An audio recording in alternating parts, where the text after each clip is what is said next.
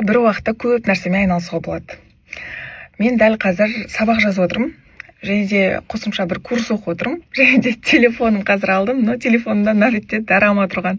То есть сабақ жазып отырмын. Жанынан жаңағыдай искусственный интеллектпен общаюсь. Мына жерде курс тұр, ИИ-ді оқып жатырмын да. Одан кейін мына жерде телефон дорама тұр. Қалай? Мен бұрындары үйге 168 теңге кредитке папам компьютер алған болатын. Сөйтіп барып айтты, мына жесткий диск, енді мақтап жатыр ғой. Ағам айтады, 4-ядерный екен деп. Ол қалай деймін ғой, түсінбеймін ондай сөзді. Тем более орысша. Сөйтсем айтады, бұның миы бір уақытта 4 нәрсені істей алады деп.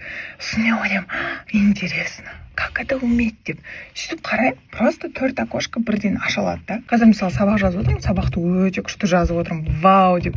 Но дораманы тоже қарап отырмын, корейский түсінемін. Мына курсты тоже қарап отырмын, хотя непонятно, да. Не үшін деп ойлайсыздар, мен вундеркинд болғанмын ба? Жоқ, олай емес, точно. Мен на самом деле чайникпін көп нәрсе десек те болады. Мысалы искусственный интеллект базовый нәрселерді түсінбейтін кездерім болады. И вот не үшін? Себебі адам өзі туралы не ойлайды, ол сол.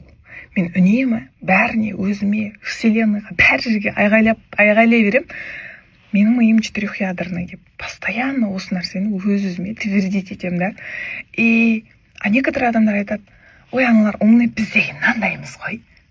Сен өзіңе күн сайын не айтасың, сен солсың. Сен өзіңді күн сайын, мен миым ондайды қабылдамайды. Мен онлайндар түсінбеймін.